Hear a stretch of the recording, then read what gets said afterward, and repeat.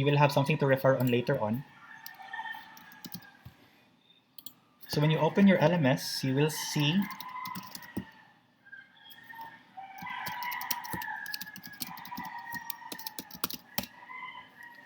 see already the one that we are supposed, or the one that you are supposed to do today.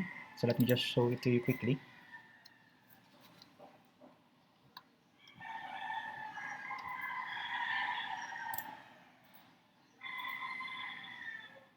Okay, so when you look at your LMS, you already have here module 5, and then module 5 already contains those things or resources that are needed or that are given to this. So you have here the PowerPoint, you have here the grading activity, and you have here the assignment as well.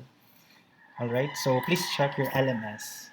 Okay, so as we go on with our discussion, if you wish to participate or if you wish to give an answer, please click the raise hand button and wait for me to recognize you for you to unmute yourself, and then you could already share, or you could already answer a question or the question that's being posted. All right. So for us to begin, can I see some thumbs up in the chat box, please? Please send your thumbs up in the chat box for me to know that you're ready for our class today. Thank you, Gianna.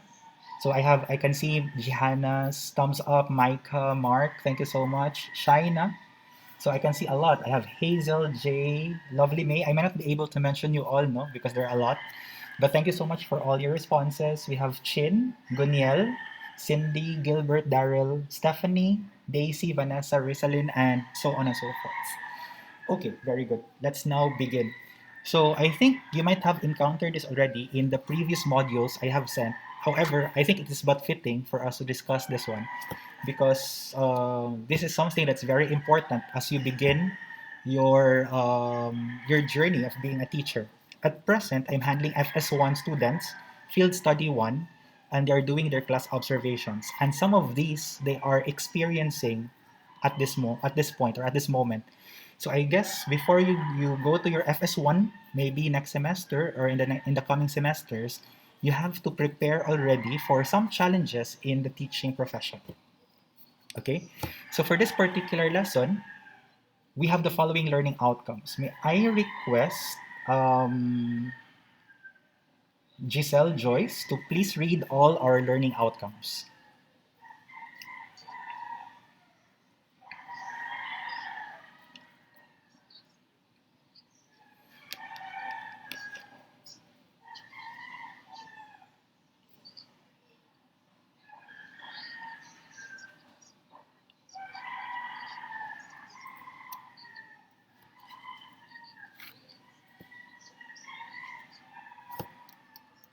Thank you so much, Giselle. No, so how do I grade you in terms of participation? So I have here another tab. All right. So for Giselle, I'll give you 1 point for today. Automatically, that will be recorded in the midterms. So this is what I'll be looking into when I consider your participation during midterms. So every meeting, I will prioritize those students who haven't recited yet so that everyone will be given a fair chance to get participation points.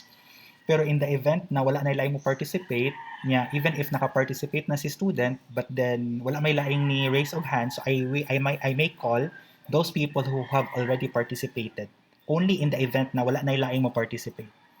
Alright, but then I still will prioritize the others, especially those who haven't participated yet. So I do encourage everyone to participate. So thank you so much for that, Giselle. No. So for this particular lesson, we'll only look into 3 challenges: multicultural and multilingual. We have special education classes, or instead of calling it special education, I will instead call it as inclusive classes, inclusive classrooms, and also those classrooms involving multi-grade classes. Now, before I begin, do you have any questions regarding our learning outcomes? None? All right, let's proceed. Before we begin, let's have a grinding activity, or let's have a motivational activity. So for this one, I will expect everybody to answer this later on. But for now, I'd like to have some volunteers, a few volunteers lang sa. So I'll give you 1 minute or 2 minutes. All right. I'd like you to choose any of these phrases and then complete them. Like for example, I took up this program because, so you may complete it. Or if you will choose letter B, I am or I was inspired to become a teacher because, or you may mention somebody who has inspired you to take up this particular program or to become a teacher in the future. And then letter C, I love to become a teacher because. So just choose one phrase and then complete it. For the others, or this goes for everybody, I'd like you to encode your answers in Padlet. So you have here the link, but then what you can do, class, is you can actually look at your LMS and then it's already embedded in there. So here, by the way, what I'd like you to do, when you click on post, for example, this one, I'd like you to write your family names first. Say, for example, let's say, and then your name, and then your class number. So again, family name, class number. And then I'd like you to choose a phrase. Let's say you will choose this one. So you can just copy this or you can encode if you wanted to. And then put it here. Sorry, put it here and then you complete it because okay, and then you post it later on. But then for now, you are not to do it yet. Later na lang so that we can save time. Okay, so what I'd like you to do right now is to ponder on this first, maybe 1 minute, and then after 1 minute, I'll call for volunteers. Few volunteers lang sa. Okay, so 1 minute, begin.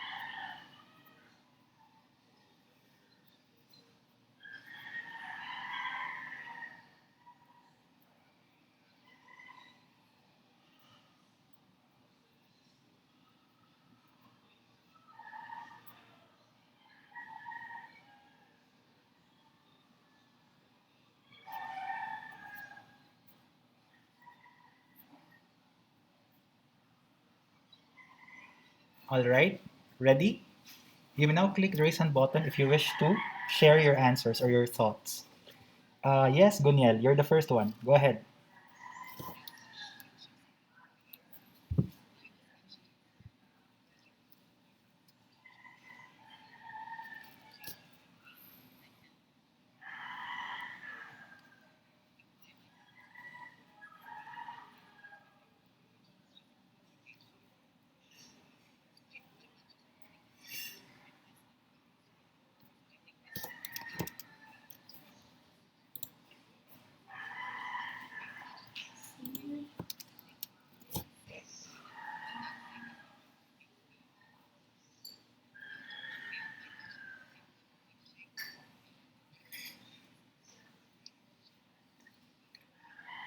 Wow, very good. That's very, very inspiring. Okay. Can I ask everybody to send your virtual applauses to Guniel, no, for that wonderful sharing? Very good. So actually, I do agree on that as well. Let me just share to you know why the reason why I became a teacher. At first, when I was young, I actually aspired to become a doctor, a veterinarian, to be more specific. It's because of a TV sitcom in the Philippines before, class, no? I don't know if you're familiar with Okidoki Doc, starring Aga Mulak. So it was very famous then, so I was really inspired to become a veterinarian. However, when I reached high school, there was a program in our school wherein our teachers will be choosing students to replace them for 3 days. We call it try days. So I was chosen to be a teacher for 4 years. So I was chosen to become a teacher since first year until fourth year. So I really enjoyed teaching, and that led me to pursue teaching, or to pursue this particular profession. Aside from that, when I graduated in high school, actually I was thinking of taking up accountancy because I really enjoyed, accountancy. We had a subject before which is accountancy. I enjoyed that one, so I planned to take up accountancy. However, um, I think I was lucky enough to pass a scholarship program, the DOST scholarship program, and then, unfortunately, accountancy is not one of the options if you are to continue being a DOST scholar. So I tried to choose among the options available, and then teaching was one of them. So that's why my passion for teaching was rekindled because of that particular scenario. So aside from me being inspired by my teachers, because of that particular opportunity, that's why I pursue teaching. And up until now, I'm still teaching. All right, so that's my story. So I think I can relate with what Guniel said. So that's really, really good. Thank you so much. Let's have another sharing or response. Let's have from the girl side. So in my screen here, I can see the first person is Maria Monica Mendoza. Yes, please go ahead.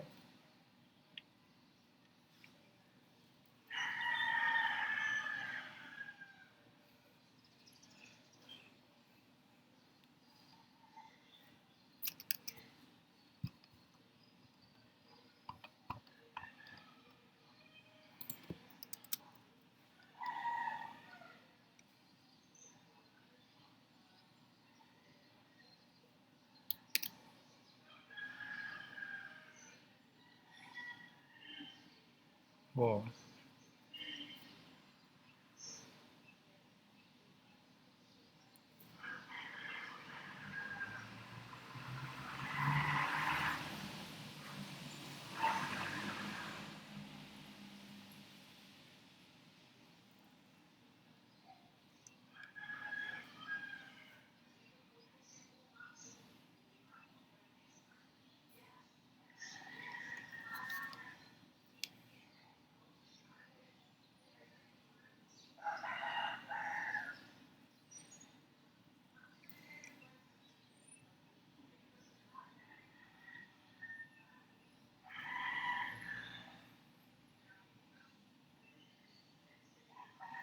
Okay, thank you so much, Maria Monica. Can we send our heart reaction to Maria Monica in the chat box? I'd like to share something sad about that one. No? There was one incident because I was about to fly. I was about to go outside of the country. So you know what? If you are to go outside of the country, it's quite kumbaga kulba. It's quite you might be hesitant. Kay there are strict protocols in the airport. Like for example, you might be barged in the immigration. You might not be allowed to leave the country, and so on and so forth. Now, what happens is when I was already in the counter, one of my student I mean one of the officers there was my student before. When he saw me, he greeted me, and then we talked for a while, and then he said, "Oh sir, no problem, you can just go. No need to check on you. I know who you are. I can vouch for you, and then no need, sir, you can just go." And then that's why I was able to to go out of the country because of that, although I did it legally. But then what I'm saying is that's one of the let's say advantages, or that's one of the rewards of being a teacher. It may not be financial, but then there are more rewards, there are rewards more important than financial things. So you can inspire students, you can actually motivate students, just like some of you who were inspired by their teachers before. So that the impact that we are giving to our students are somewhat more important than financial matters. It's more rewarding, in other words. All right. Thank you so much for that, Maria Monica. Nice, very nice sharing. Okay, let's have two more. Let's have another one from the boys' side, then I'll call another one from the girls' side. According to my list here, we have Phil, Jazen, Rain, Into. Morning.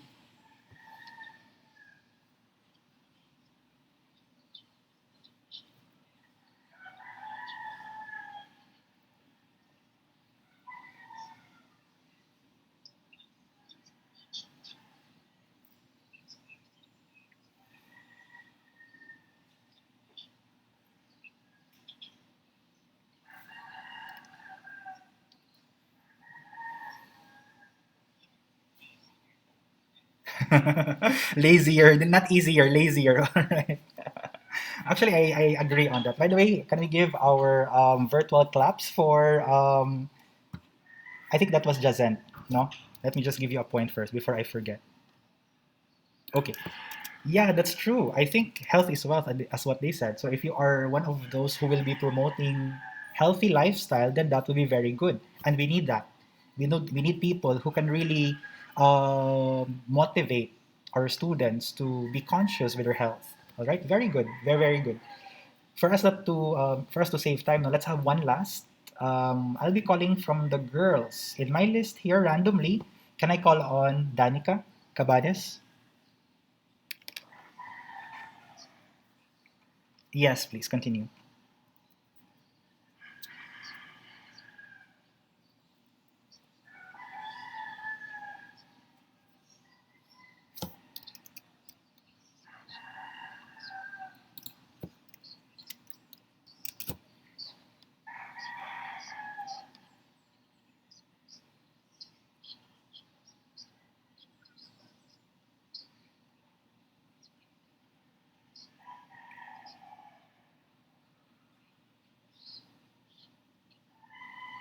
Okay, thank you so much. By the way, my heartfelt condolences. Please extend that to your family, no?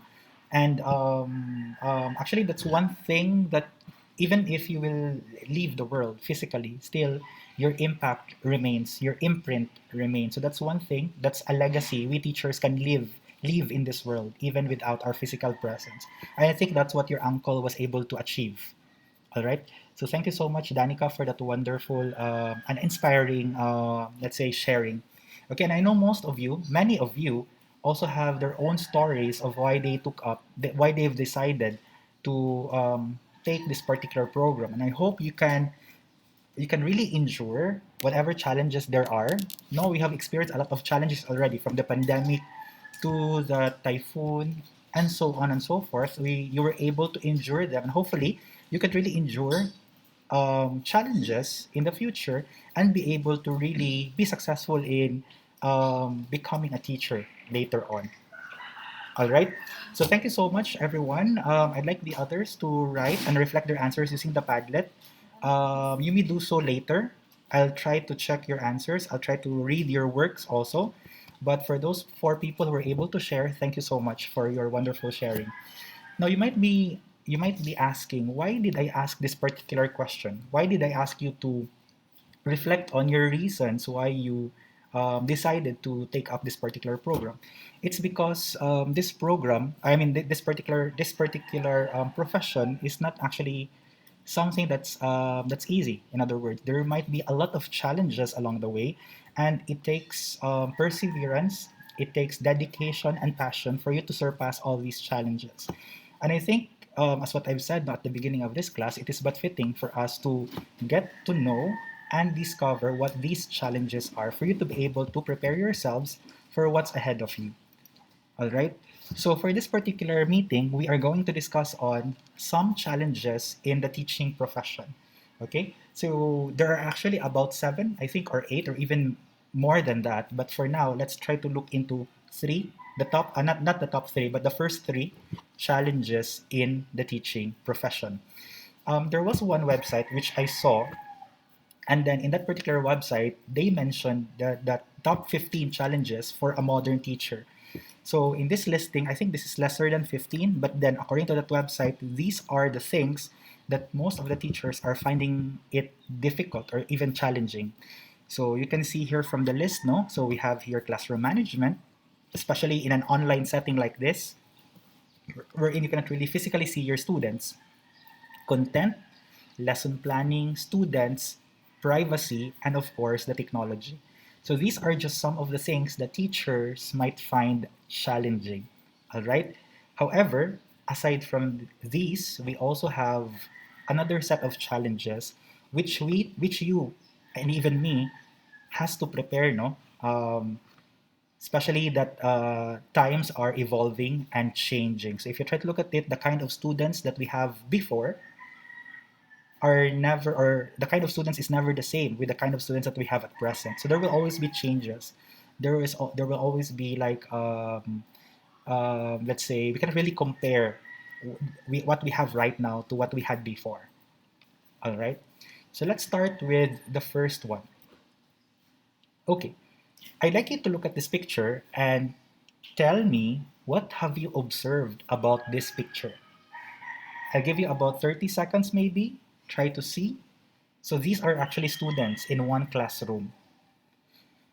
So what have you observed or what can you see from this picture? Sige, let's try to have Charis, Nina Charis.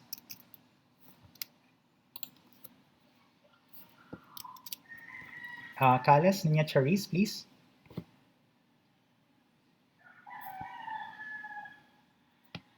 Murag wala pa si, ano no, si... Ay, good morning, yes. Go ahead. What can you observe about this picture? Or if these are your students, what have you observed? The, yeah, diversity. Thank you so much. Yeah. So aside from, do you want to add more? Sorry.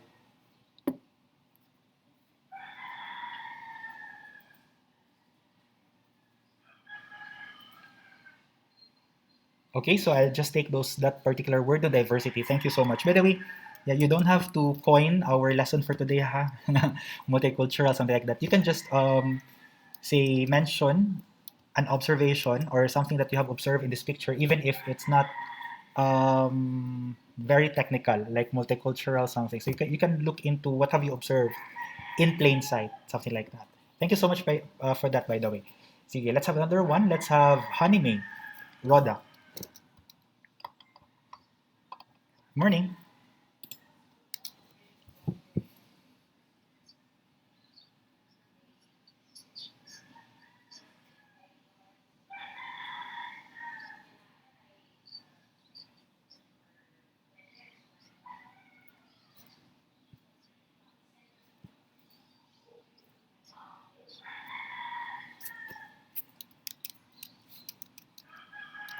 Okay, so you've mentioned about the race, the culture, inclusivity, then there's the word diversity. All right, good. That's actually very good, which I will expound later on. Let's have from the boys' side, John Francis. Yeah, go ahead, John. Morning.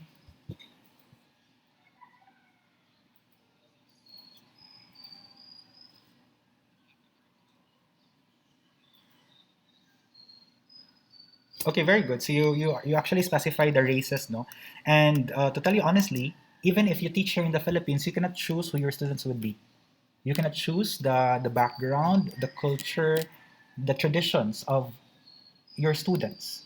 Majority of that might be put together in one classroom. So I think that's what John was telling us a while ago. All right. Let's have one more. Vic, go ahead.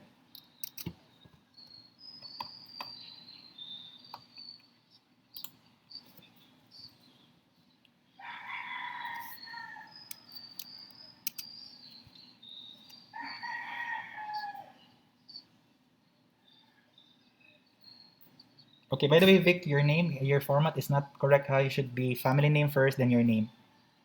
All right. Sige, no problem. All right, very good. So if you try to look at it, siguro what we can see from this picture is we have a group of children, or if they are students, we have a group of students coming from different races, coming from different cultures, and so on and so forth. Now, why do you think this could be a challenge to a teacher? If you have a student inside the classroom coming from, let's say, here in the Philippines, if you have a student coming from Luzon, Visayas, Mindanao, or if you have a student coming from different cultures, from different traditions, why do you think this would be a problem to you as a teacher? Try to check. Even if not teaching, what if you're in a group? You are part of a group, and then that particular group has members coming from different cultures. So what challenge or why could that be challenging or how could that be challenging? Anyone? Let's have since I already called Danica naman a while ago, let me call in Cindy. Cindy, why do you think? Morning.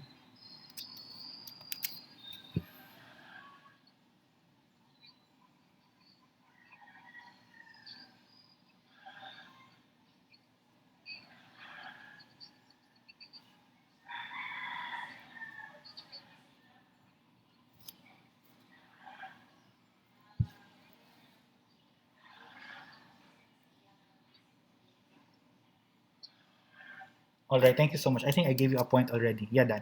So I love to hear all of you, no, but then since I'm looking at the time, man, so I might not be able to call all of you. However, ay lang magkabala ka klasa kay next meeting, if di mo matawag karon, in my next meeting, I will prioritize those people nga wa pa na ako natawag.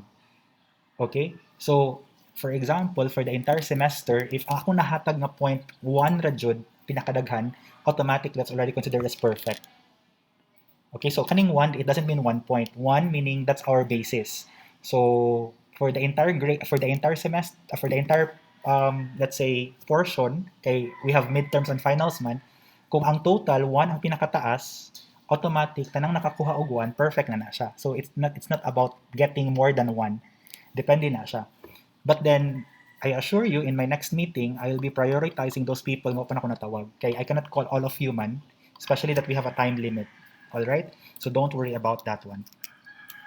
So that's actually true. So you have to learn the culture. You have to make yourself familiar with the different cultures in your classroom. And this gives us the first challenge of being a teacher, and that's about teaching in a multicultural and multilingual classroom. So it's not just about being multicultural. Sometimes students from different cultures tend to have different languages as well. And that might be a challenge, no, to majority of the teachers since you have to be familiar with the language of your students. All right? So in multicultural education class, its heart is a deep concern about, of course, no, equity, respect for diversity, cultural literacy, and fair treatment. Sometimes these cultures, I don't know if you're familiar, no, in the Western setting, in America, bullying is rampant. And what do you think is one of the determiners of bullying? Or what do you think is one of the reasons why students are being bullied? If you try to look at videos, if you try to look at movies, what could be one of the reasons why students are bullied in America? But I'm not focusing only in one country, ha? It might be true in other countries. Can we have Mariani Abanio?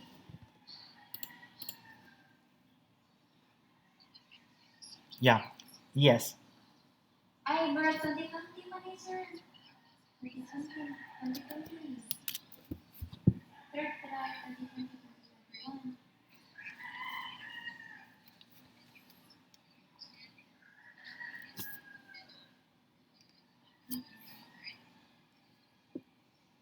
Yeah, very good. Actually, in a classroom wherein there are all whites, for example, if you are an Asian who is mixed in the classroom, so there might be some people who might be bullying you according to your color, according to your race, according to how you speak, because what there is what we call as native language, native tongue. So some people might be speaking using their own dialect, using their own native tongues. Whereas we Filipinos, when we speak in English, it might be a lot obvious compared to those who are really native speakers of English. So that might be a point of bullying, a point of comparison. That might be a reason why you will be bullied. And as a teacher, it is but your responsibility to stress, foster equity, respect for diversity, fair treatment amongst your students. And this is actually something challenging because if you are to really impose this in your classrooms, there might be those students who might not agree with you at the beginning, or there might be students who will really push through with these bullying practices, so something like that. So it really happens in the classroom, no? And this becomes a challenge to majority of the teachers. All right. Aside from that, multicultural education class does not only concern itself with cultural minority, but then it's actually for every learner in the school. So it's not just about those people who come from a different culture, but then it's for every learner. Because if you talk about multicultural, it's not just about those people coming from indigenous sectors. Like here in Cebu City, we have a lot of indigenous people. So it's not just about the indigenous people being part of your classroom. It could also be a Cebuano, a native Cebuano, but then someone who might have a tradition exclusive for their own families. If you try to look at it, there are some Cebuanos, or even there are some students who are still conforming to their family's traditions, especially if the family is quite conservative. So that could be maybe a point of consideration as well, no, inside your classroom. Okay, so it's not just about the cultural minority, but also the traditions that students are still observing up until this present time. So even in the modern times, we still have traditions na being upheld by some of the students. All right? And then, given the growing diversity of the society, it is critical for teachers to become culturally literate and instructionally effective in teaching. Meaning, we have to know, we have to be familiar with the different cultures, and we have to know how to engage in these different cultures, how to prepare our lessons, tailor fit our lessons to address the needs of these particular cultures or traditions. All right. Now, to be more specific, teachers are actually challenged. This is your challenge already. Teachers are actually challenged to use pedagogical approaches, pedagogy meaning your ways of teaching that are culturally relevant and responsive. They are encouraged to develop materials and curriculum that are culturally inclusive. What do you mean by this, class? If you are to ponder on this particular challenge or specific challenge, what do you mean by this? Teachers are challenged to use pedagogical approaches that are culturally relevant and responsive. They are encouraged to develop materials that are culturally inclusive. What do you mean by this? Or have you experienced this one? Maybe you can share? And then let's try to see. Here, let's try to call on Gerald Delantar.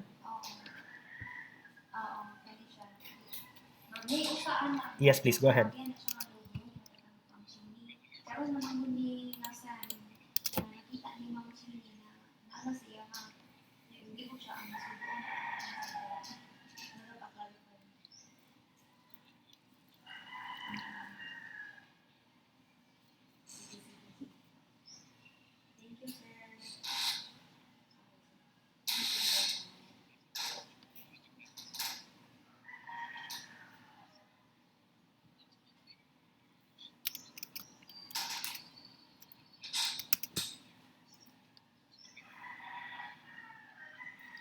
Very good. That's actually very, very good. Okay, I'm happy to know that I think your mother's a teacher, no? So I'm happy to know that you can see that being reflected in how your mother practices, no, her profession. Sakto ba, Gerald? Your mother's a teacher? Yeah, that's very, very good. I think your mother is a very good model. Okay, so you can learn a lot from your mother. Very good. Let's have another one. Let's have Mary Mitchell Perpetua. Morning. Yes, please go ahead.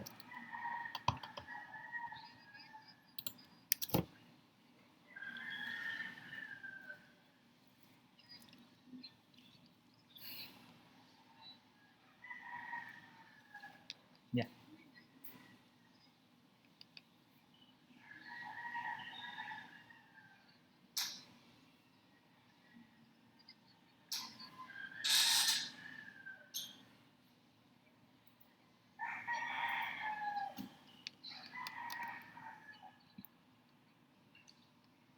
Yeah, very good. That's actually what we call as code switching. So if you try to converse no Bisaya and English or a mix of both, then that's what we call as code switching. Very good. Actually, I agree on that as well. No, let's say even here, even if you have the same, or if you have even if you have students coming from the same culture in one classroom, there is a tendency wherein your ways of teaching might might be effective to a group of students but might not be effective to another group of students. So say if this is my way of teaching, this way of teaching might be appropriate for a group but might not be appropriate to another group of students. So this becomes a challenge if you have so much more, if you have students from different cultures, students with different languages in your classroom, because uh, there might be things that might be offensive to a certain culture which you have to be let's say mindful of. So your strategies of teaching should be varied according to the culture of your students, the tradition of your students. As much as possible, you have to consider that as well. And your examples should be inclusive, not particular to a certain culture. Let me give you an example for that. Actually, I had the chance to teach in Dubai. Of course, before I taught in Dubai, I was teaching here in the Philippines. So I'm teaching, by the way, I'm a math teacher by profession. So whenever I gave problem solving situations to my students, when I was teaching here in the Philippines, I will be using, for example, names, Filipino names, for example, or maybe some names of my students. or I'll be making situations according to experiences here in the Philippines. So kanang panalitan. Let's say na yung mga issues, na yung mga memes, yeah, sorry, na yung mga memes, na yung mga let's say viral issues. So I try to put it in my classroom. I try to create situations similar to that para makarelate ang mga bata. However, when I went to Dubai, I cannot apply the same thing because they come from different, I mean, like, they come from different cultures, they come from a different tradition. So what I usually do is I try to modify my ways of teaching, and one of those is whenever I make worksheets, I try to use names. Majority is Arabic names like Ali, Muhammad, Shrashta, Hanash, something like that, and so on and so forth. So kumbaga, you try to adapt to the kind of religion, ethnicity, belief, nationality, and culture of your students, and try to be mindful of their practices. Now, your instruction, your teaching, your examples should not be offensive to them, but rather inclusive, culturally inclusive. All right, because some of these students might be following a very conservative practice or tradition, which we teachers should be mindful of. All right. So this is the first challenge according to multicultural and multilingual classrooms. Another thing, class, is the cultural diversity in our country. For example, here in the Philippines, demands all teachers to be equipped and empowered to address the needs of a culturally diverse classroom. So it is important for teachers, this one, to promote equity, fairness, and respect among students. I think this is very much similar to the first slide, or to the previous slide that we've had. All right. So even here in the Philippines, even if you're teaching purely Filipinos, still there might be bullying happening within your classroom for some reasons.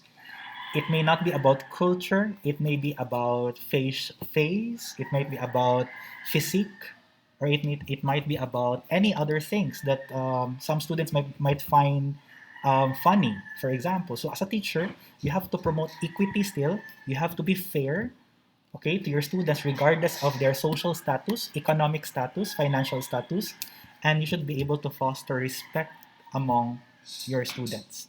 Okay, and this is not something that's easy to do. So it's a work in progress. So you cannot really change the perspective of your student in the first day or first week of classes. It's a work in progress which takes process, and usually it takes time for you to be able to do this. All right? And then another big issue and challenge, class, in a multicultural setting is language, as what I've said. So there will always be what we call as language barrier. Okay? Because of this, I think you're familiar that DepEd has implemented the mother tongue based, so the MTB, multilingual education, in its K-12 education program. So usually this is applied from kindergarten up unto grade 3. Now, why do you think, class, that DepEd has decided? Because for so long, we are using English as a medium of instruction, even during kindergarten. So why do you think DepEd has thought of implementing MTB, multilingual education, from kindergarten up until grade 3? So if you were one of the officers of DepEd, why do you think you have to do such bold move or such decision? Shaina? Shaina Dane Ukat. Go ahead, please. Yeah. Yes, please.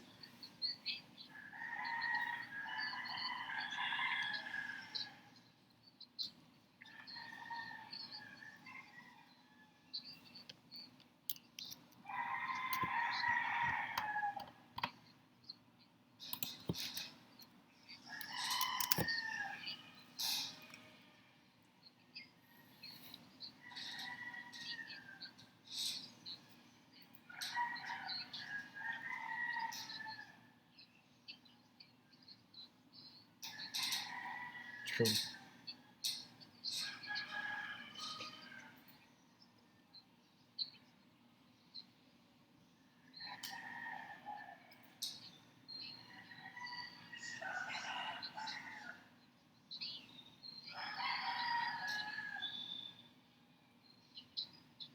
Very good. Yeah, very good. I do agree with that. Before I give a comment on that, now let's have Adrian, Paul.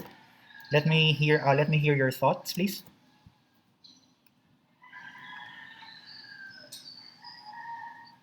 Yes, please go ahead.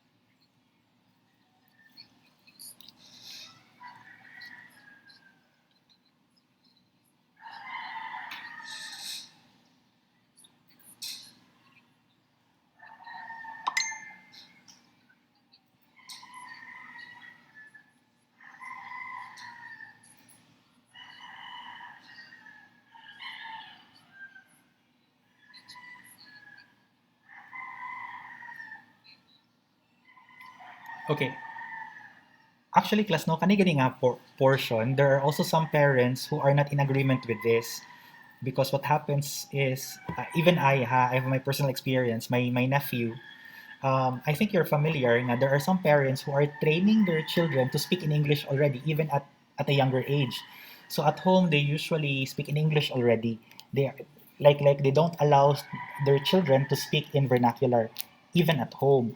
So when this was released, when this was implemented by DepEd, there were some issues, or not issues, there were some parents who were not really in consonance with this because they found out that when their students or when their children who were used to speaking in English entered school, kindergarten up until grade 3, they find it difficult to learn the Bisaya language or the MTB, the topic, the subject MTB, because students were used to speaking in English. Now, however, if you try to look at it, no, though some are gifted, though some are financially stable, though some are trained to speak in English at an earlier stage, but then majority of the students, say here in Cebu City, are actually native speakers, native Bisaya speakers. So the language they're using at home when they're conversing with their mothers, when mothers are telling them instructions, when mothers are correcting them, are actually Bisaya. So they're actually more comfortable with it. So from kindergarten to grade 3, this is the formative years of students. Formative meaning they're still adjusting, they're still learning how to absorb data, absorb information, process information. So if students will be asked to learn English as early as this, they are to cater into two things: the language, which they are still learning, English, and of course, the processing, the analyzing, and other skills needed. Because of this, DepEd saw that it might be quite challenging among students. That's why they went for the MPB to address such issues. Para when the student goes to school no the first time, at least the student is already comfortable with the language of instruction and the teacher can focus more on the skills. All right, the development of the skills, the development of the necessary, let's say, characteristics or lessons for that particular grade level. That's why they push through the MPB. But then, as students go to grade 4 and above, I think they're already prepared, they're already mature enough to handle, let's say, lessons maybe on English. However, if you try to look at it, there are still lessons that are taught in English. Okay, there are subjects man difficult to be taught in Bisaya or in the native language. Not really Bisaya, in the mother tongue language. All right. And according to some researchers, the use of teaching materials based on local language tends to result to higher literacy rates. Literacy, meaning they're more literate if the local language is being used. And then using the local language for teaching and learning is also one way to promote cultural understanding and socio-cultural perspective and context. So if we try to value our own native language, then we are also promoting, the culture of that particular group of people. We know for a fact in the Philippines we are composed of how many islands again in the Philippines? How many islands do we have here? And in those islands we have a lot of ethnic groups, we have a lot of ethnicities, we have a lot of groups, even indigenous people. These groups even have their own languages, and that's what makes us unique as a country. So if we are to start our instruction basing on those languages, the more literate our students would be because they're more comfortable with it. Imagine yourself going to remote areas and then there you start your teaching using English. Do you think students will understand you the first time? Of course, it will be difficult for your students to understand. So for you to be able to impart your knowledge, you have to use their local language and you start from there. And once you have already built, then you can proceed at using English and teach them using English as well. So that's how that Ed looks at it. All right. And how do we address challenges of multicultural and multilingual lingual classrooms? So these are actually suggested ways or methods which you can do. We have number one, content integration, meaning when you discuss your lesson, you have to integrate as well cultural practices, cultural values, history, and of course the respect of diversity. So make sure that when you give examples in your classroom, you also try to include some of these practices. So don't focus only on one particular culture. So meaning if your example now is about this culture, maybe in your next set of examples, you also try to give examples for the other culture, for the other tradition. And that's one way of promoting our cultural diversity here in the Philippines. All right. Second one, we have the cultural immersion, which is we don't usually do. Immersion is like we immerse, or students are immersed in different cultures for them to understand what that culture is all about. There are some schools in Manila, class, no? In Manila, before, katong face-to-face pa, wherein they are being brought to remote areas. They are being brought to different ethnic groups, I think, in Luzon, for them to understand the traditions of this particular culture and then bring them in their classes so they can share. They are promoting experiential learning man. So by immersing students in this particular culture, they learn better, something like that. But during this kind of situation, maybe it's not possible for us, or even later on when you become teachers, it might not be possible. So one method is for you to do simulations. You can simulate, and then maybe your students can let's say, research on what are these cultures, and maybe they can share or they can participate in the simulation, something like that. Celebrating cultural diversity. So I think we have a lot of festivities in the Philippines.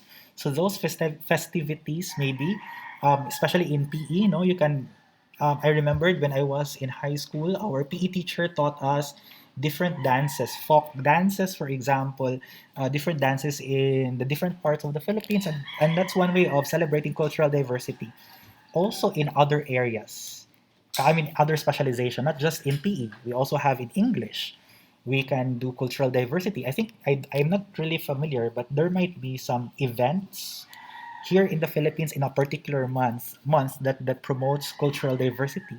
So during this month, maybe you can provide activities to your students that will help them celebrate cultural diversity in your classrooms. All right?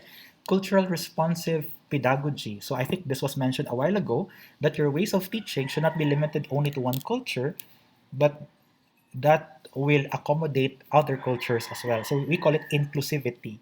Okay, teaching local culture or promoting local culture or products that could be possible, and of course, the number six is the one that's being adopted, no, MTB, or using of local language as a medium of instruction, something like that. By the way, you could also do code switching in your classes. When I say code switching, I can speak in a combination of English Bisaya, for example, English Tagalog, or it could be English and then the native language of your students. So we call it code switching that you can use in your classrooms, especially if there are students in your classrooms who find English really difficult to understand. So it depends on how the teacher adjusts to these challenges.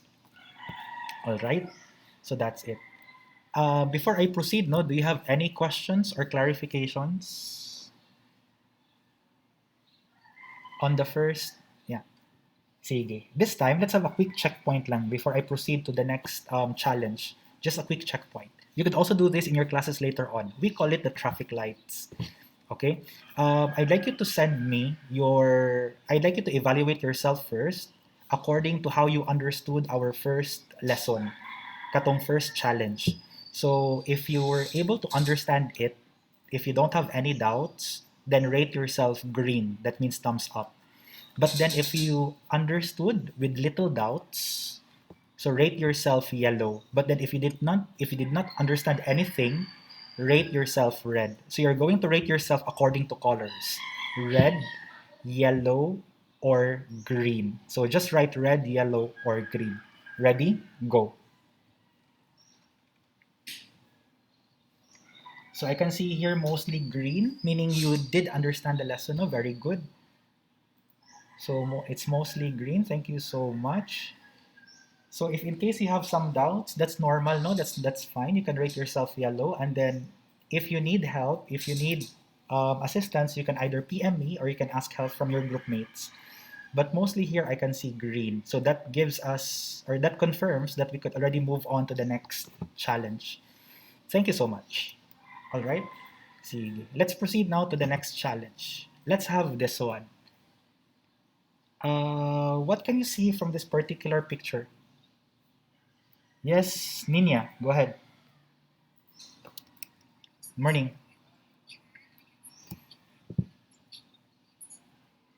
Okay, very good.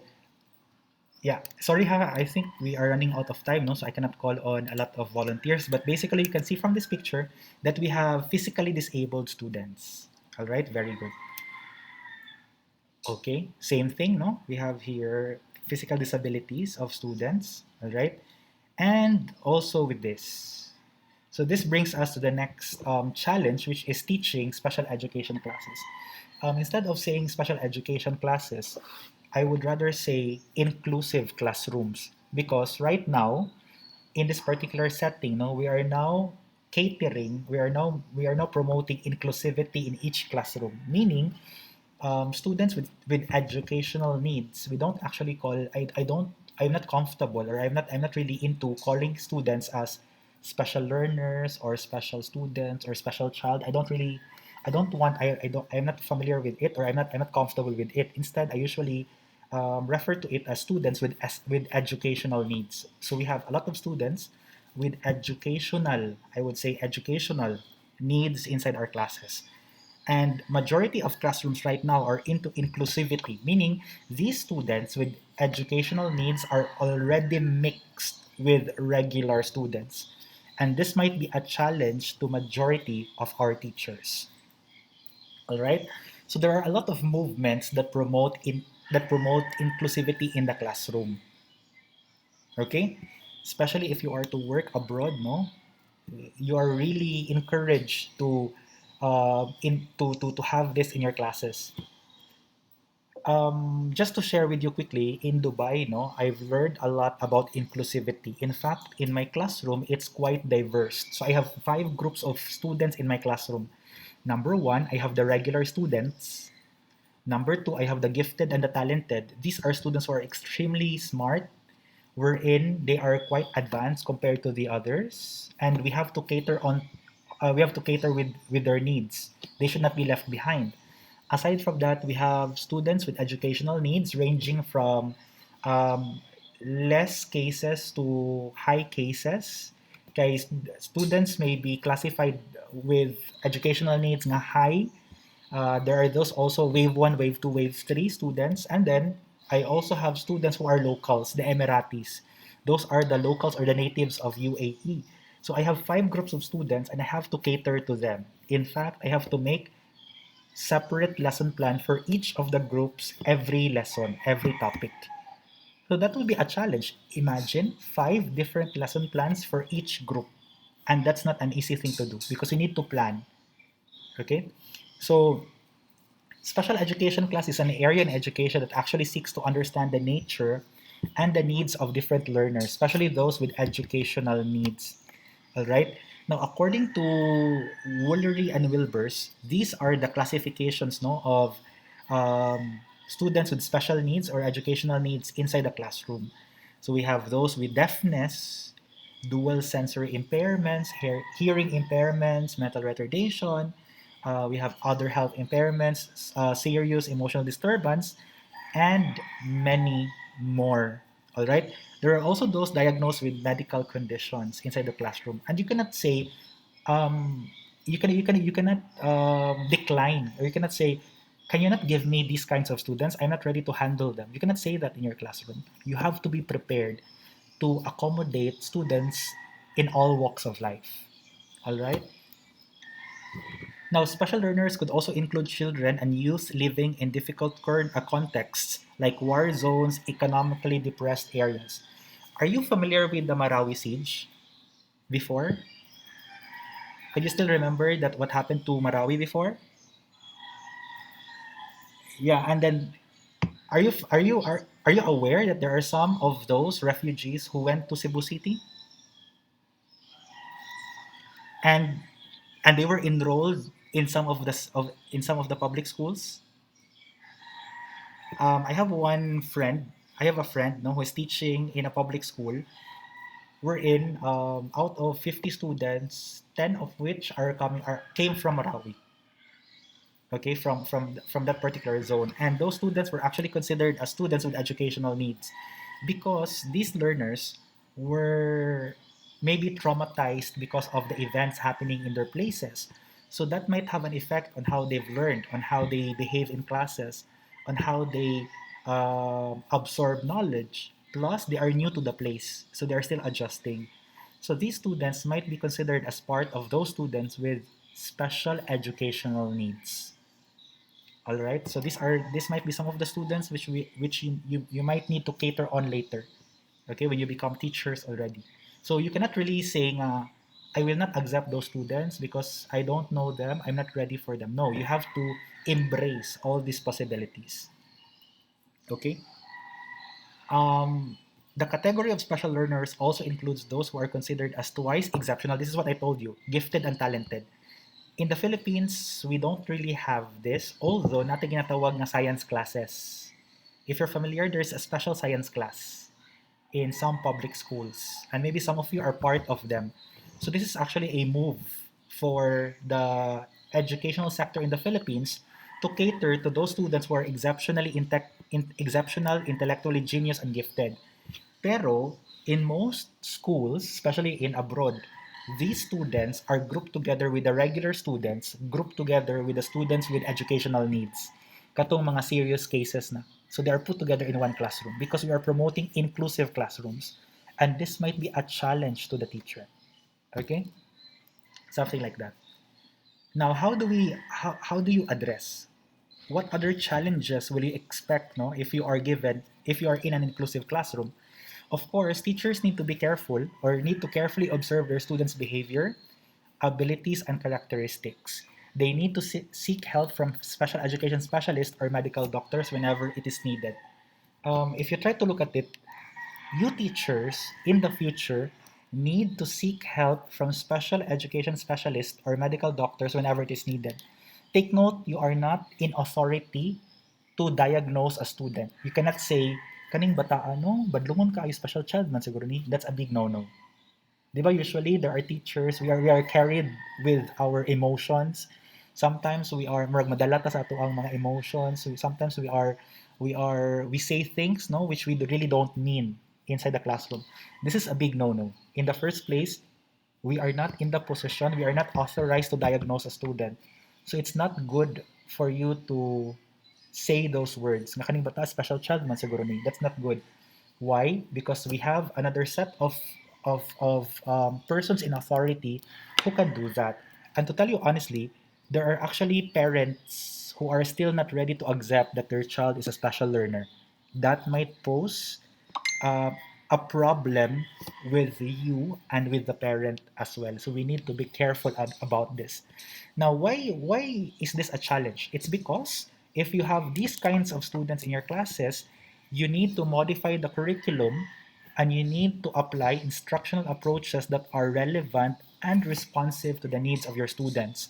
So if your students are highly intellectual, you must be able to provide activities that are also quite challenging to cater to their needs.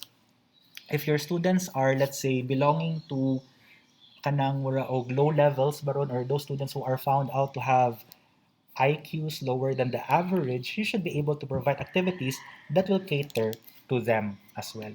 In other words, we do differentiation inside our classes, inside our classrooms. Okay? Instead of avoiding these cases, we have to find a way to cater to their needs, and that's by differentiation. Okay? So this is a challenge because it's not easy to do that. But then as we try to learn these processes, we'll get used to it.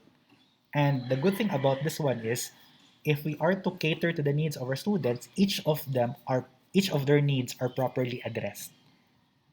Okay, which is something good also. That's actually one of our thrust, one of our mission being a teacher. Do you still remember about mission, vision, mission of a teacher, teacher as a mission, profession, and a vocation? That's part of your mission as a teacher. Okay. And I think this is the last already for this particular case, no? I'm sorry, Klasa, if I'm trying to rush this towards the end now. Please bear with me. A special education teacher needs to have kani, deep devotion, commitment, and passion to teach special learners. To tell you honestly, it's not easy to prepare no activities for each kind of learners. Kaya it takes time, it takes your time, it takes a lot of effort, and so on and so forth. However, we really need to address their needs. Kay, if you will do that one, if you are to really address their needs, then that's the only way for you to see progress in your students. One of the things that we need to be mindful of is how our students progress in our classes, and we could only see progress if students needs are properly addressed. All right, and so I think that's the end of the second challenge. And I think this is not something to discuss any further, kay this is a known challenge na as we go into inclusivity inside the classroom, these cases might be something that we need to prepare for in the future. All right? Let me just proceed na lang directly, no? Let's have this picture. This is for the last one. What have you observed in this picture? Closely look at the picture. Try to see what's happening in the picture.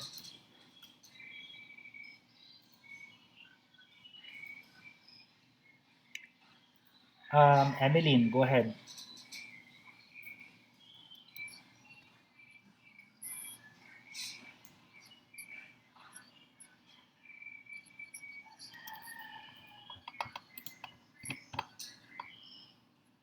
Yeah, very good. Thank you so much. Let me call in Gilbert Molina. Let me hear your thoughts, please.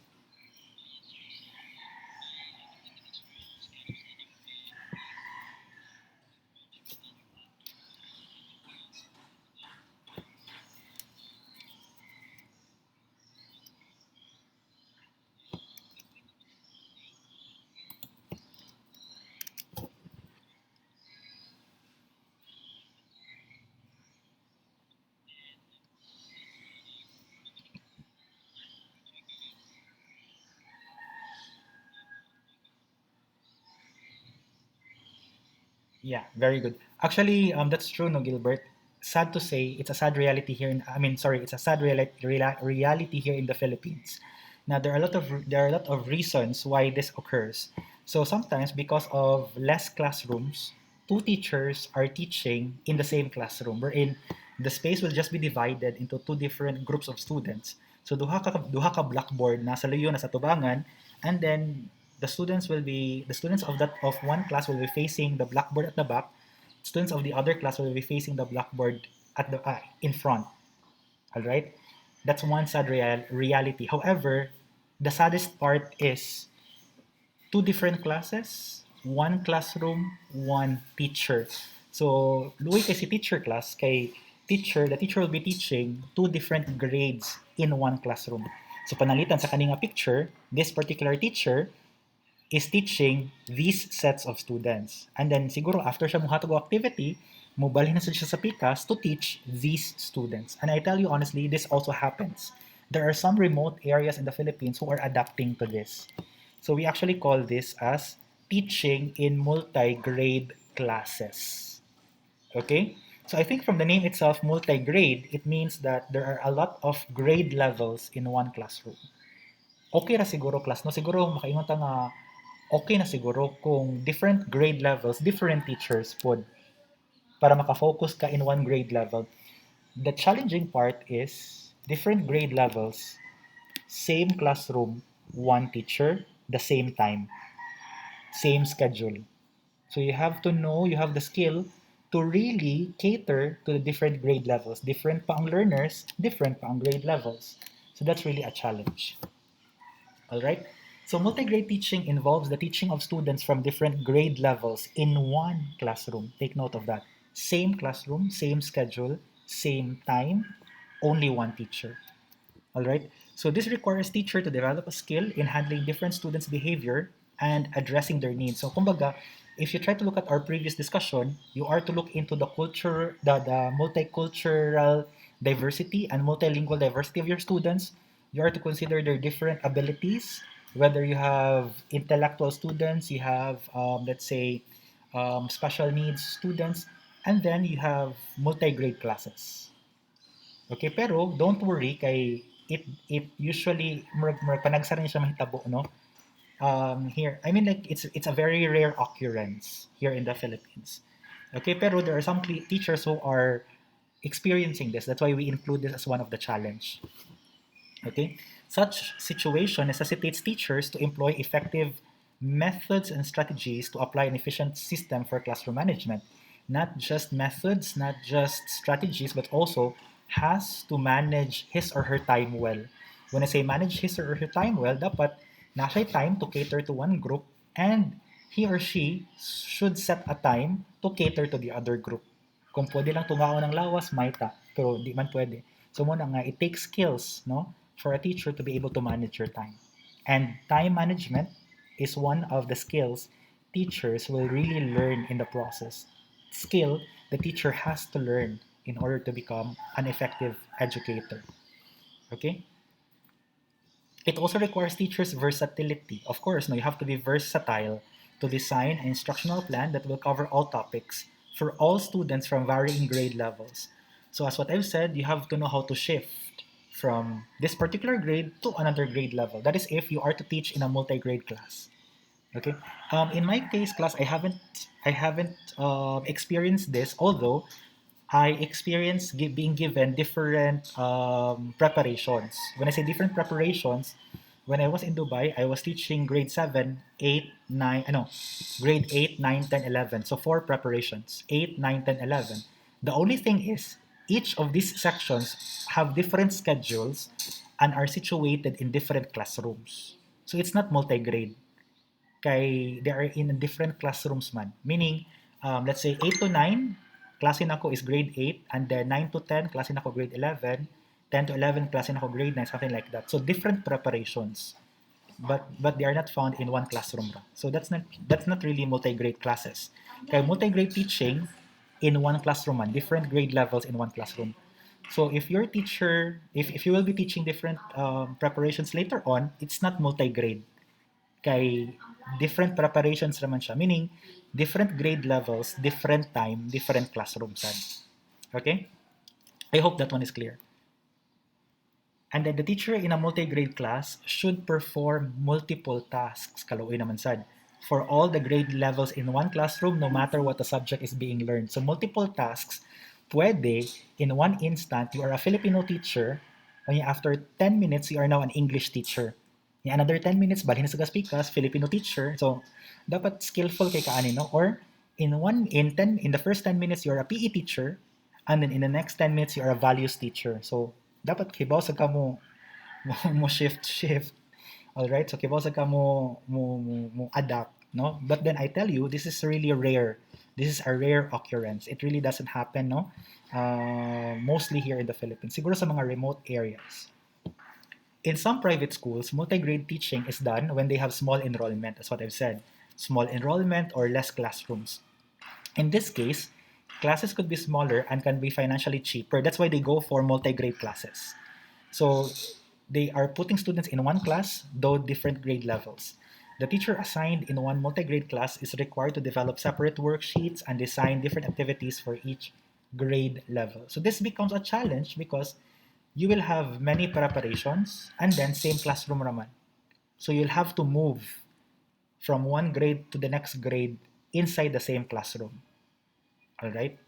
So something like that. In the Philippines, the Seventh Day Adventists, I don't know if there are Seventh Day Adventists here with you, no? I think this might not be true to all. You can just maybe share lang if you have experienced this. Seventh Day Adventist Church has implemented numerous successful multi-grade classes in many of its mission schools in the country.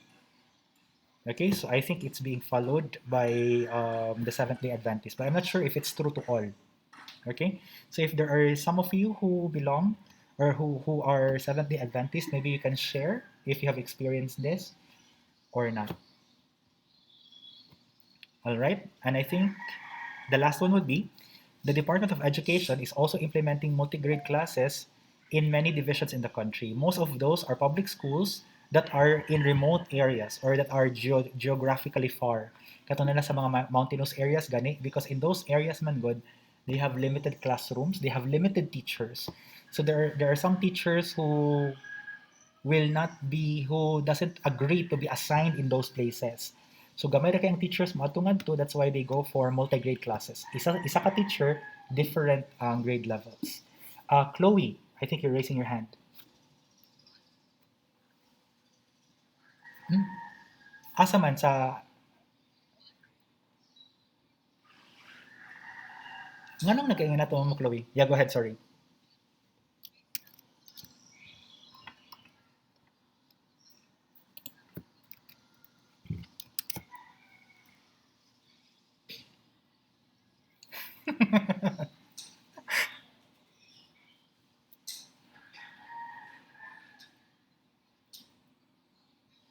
And really, it's happening, no? It might be happening in some cases. Like sa imo nahitabo sa inyo ha, your teacher was sick during that time.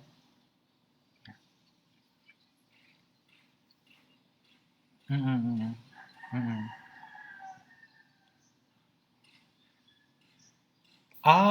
So same classroom, Jude.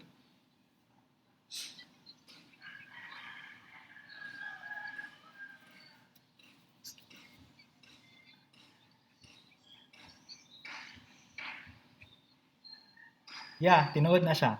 Tinuod yun na siya actually, yeah. Tinuod yun na siya. And you know what? You have to prepare yourself for cases like that. Although mostly in private schools, murag wala kay ko hibaon nga nga a case or even abroad, I haven't heard of any cases like that, no. Siguro there might be some schools, a few schools in private school, no, who might adopt that one. Pero as a teacher, we have to prepare for cases like that. Maria, Monica, you have something to share? Yeah.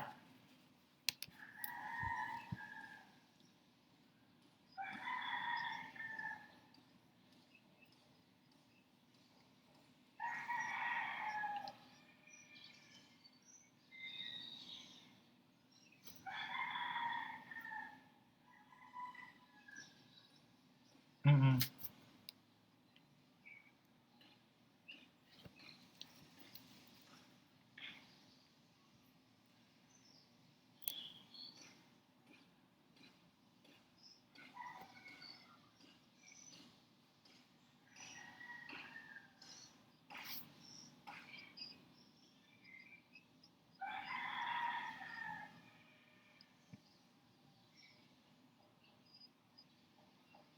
Mm-mm.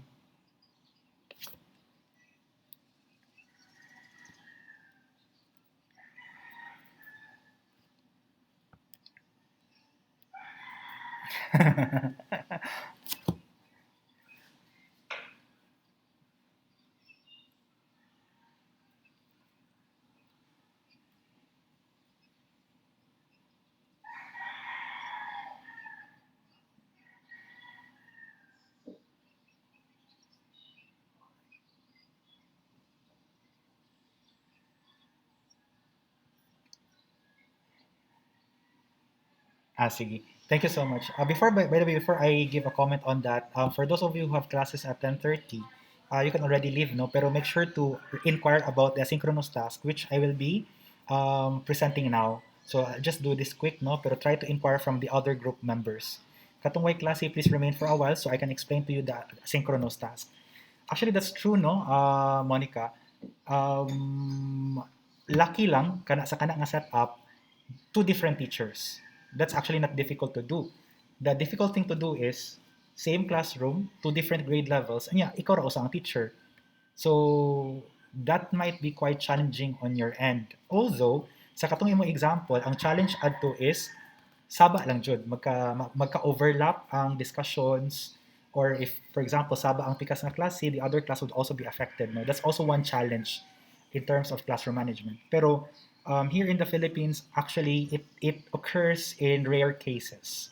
Okay, especially if the reason really is something that cannot be avoided.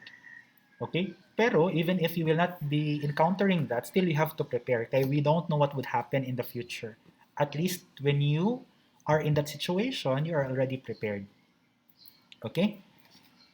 Before I proceed, before I ask for any of your questions, no, let me just discuss the asynchronous task quickly lang. So this is what your asynchronous task is, class. Look, I'd like you to look or search for documentary videos. There are a lot about any of the following challenges in teaching. Multicultural. I separated multicultural and multilingual, inclusivity in the classrooms, and multi-grade classrooms. So I'd like you to choose any of these, search for a documentary video about these challenges in the classroom. Choose only one, ha? Decide among your groups which of these will you go for. All right? Once decided among the members, send the link in our GC and the specific topic found in the video. This is for everyone to know that this video has been considered by a certain group.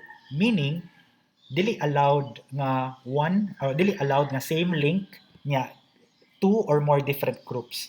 So this particular video should only be, let's say, should only be owned by one group lang, one specific group. That's why you have to send the link in the GC para the others would know na this is already taken. So they have to look for another one. And you have to also include the topic, like panalitan. You saw a video, nindot siya nga video, documentary video. You send the link in the GC and then you also send the topic. Let's say the topic is multicultural. Why do you have to send the topic? There should only be 4 groups per topic. Hence, you have to choose or search for another video once all slots are taken. So kumbaga, paunhanay ni siya, no, nga panalitan. Let's say, nanay upat ka grupo nga naka-search og multicultural documentary video. So if that happens, the 5th group should look for another, should focus with another topic na. So dili na pwede ang multicultural. Kay 5 naman sila, 4 naman sila kabuok. So that should be the limit. Okay, that's why the earlier you can send, the earlier you can agree among your members, the better. Kay para you could already search for a documentary video. Okay? So focus only on one, but then there should only be 4 groups for each topic. Now in our class, there are 17 groups. 17, 1-7. So what happens is, I will allow one topic to have 5 groups. So panalitan, let's say, nanay lima kabuk grupo sa multilingual, so okay na siya. The rest of the topics should only have 4 groups or should only be taken by 4 groups na lang. Okay, so kung nauna og puno ang multilingual, kalima na kabuok, so ang multicultural, dapat 4 na ka grupo dira, ang inclusivity, dapat 4 ka grupo, ang multi-grade, dapat 4 pod ka grupo. Okay, depende kung unsay makauna og 5. Munay atong unang i-cater. Okay? Now, once done, I'd like you to answer the worksheet provided. So the deadline of this would be next week, Wednesday. So sir, what is the worksheet? The worksheet, class, is this one. Let me just show you quickly.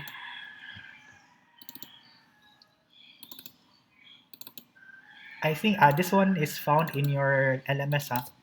So this is what the worksheet would look like. So for those of you, or for those members di ay nga nay klase pa, they might have left already. So I'd like the one who are still here to explain and share to the other members. So this is now the worksheet. Okay? So I'd like you to put here the link to the video. Ngayon nakita, you can just erase this and copy the link. And then below, I'd like you to put the screenshot of the video. You can just delete this, ana. and then you put the link here, and then you put the screenshot here. Okay, so you can just take a screenshot from the video you have documented, or you have focused, and then answer the following questions. Number one, discuss the challenge in teaching found in that particular documentary video. So what's the challenge in teaching found in that video? And then you can discuss. So this video shows multicultural education in a classroom. Here we can see that students are, and so on and so forth. Kana siya. As a future educator, how will you address these challenges man if you are to teach in these classrooms? So you can see from the documentary video nga mo ni siya ang problema, mo ni ang situation. Even if multicultural na siya class, that might be different to another documentary video. There might be differences. So if you are to teach in that classroom, how will you handle those situations? All right? And number three is, upon seeing the video, what valuable learning can you get out from the video? And how will these learnings help you become an effective and responsive educator? So you can only do this once you have already the video, and then while you watch the video, you could already maybe take note of your answers here. This will be done by group, not individual. So I'd like you to collaborate, find a way to meet with the other members, try to brainstorm, and then maybe you can come up with answers to this. Okay? Any questions on the asynchronous task or any clarifications, please? Let's have, let's start with Mary Mitchell first. Perpetua.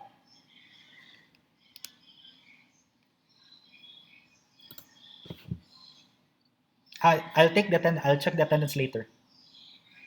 Atong balik ko sa attendance, yeah. Gilbert, go ahead.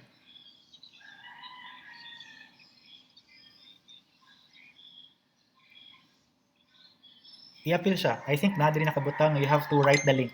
This one. So put the link here.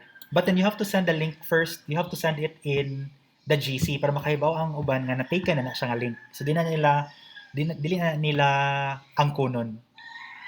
Okay, it's yours naman. Ha, butang isang topic, unsa na nga topic all about. Para makahibaw na punta pila na kabuok ang ni-take for multicultural, pila na kabuok ang ni-take for multigrade, ano. All right. So any other questions? Giselle, go ahead.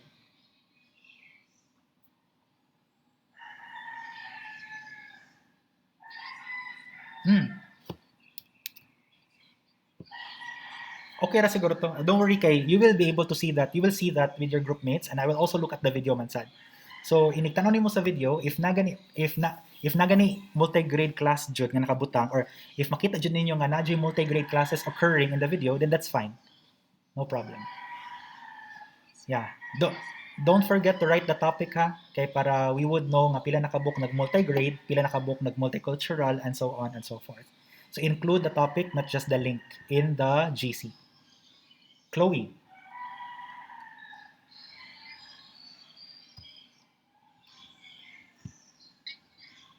Sige, no problem.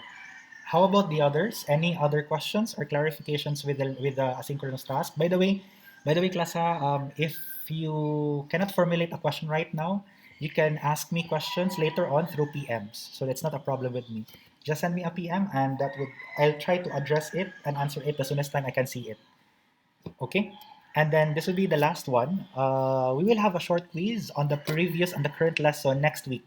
Monday and Tuesday, that will be 20 to 30 items. So this week, I didn't give any short quiz yet. Kay, I'll have it next week na lang. It will be open Monday to Tuesday.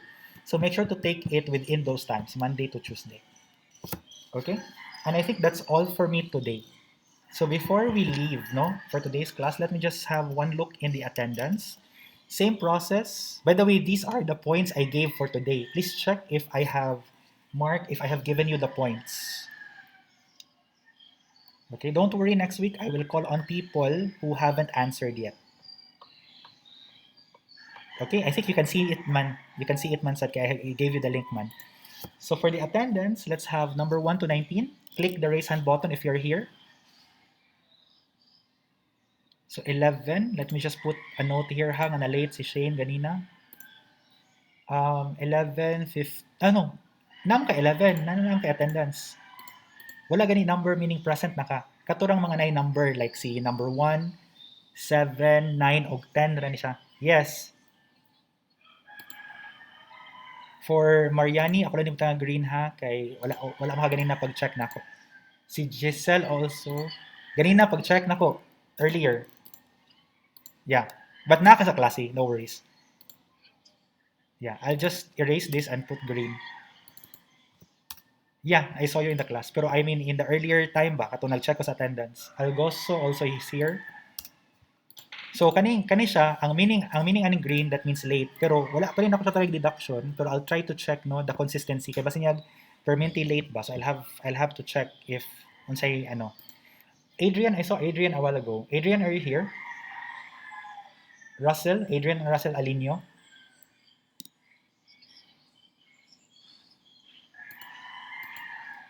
Sige lang, I'll put a note here. I'll just put one here lang sa. This is from 1 to 19 pa lang ha. 1 to 19. RCP, tanawa na ka. So, okay na kastanan diri. Wala ni problema. Basta wala kay number, that means you're present. Next, let's have 20 to 38. 20 to 38. 22. Yeah, okay.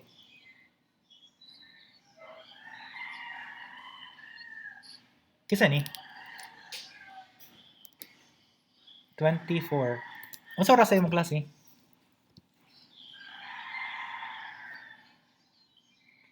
Send me your screenshot of your your study load. Let me check it. Sige. Let's try to see. Let me just put a color here so I'll be guided. Kanya, wait ha, 58:32. So, na-late si Camille ganina. Let me just put green here. Pero wala ni siya deduction kani. 36. Okay na si 36. I saw Gerald also. Pero murag wala siya earlier. Pag-check ko sa attendance. 31, okay na 31. Next, let's have 40 to 58. 40 to 58. 58. Okay ra kay Adrian. Wala may number imong kilid. So, okay ra na siya. Basta wala ganyan number, meaning that's okay. 50. That's a deduction. That means you're absent. Yeah. 42, 42, yeah. So, na-late si Catherine ganina. Kadali ha.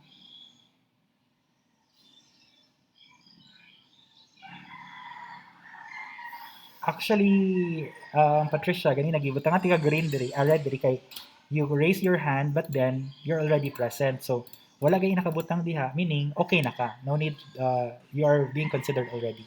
So, if walay number, all right? Next, let's have 59 to 75.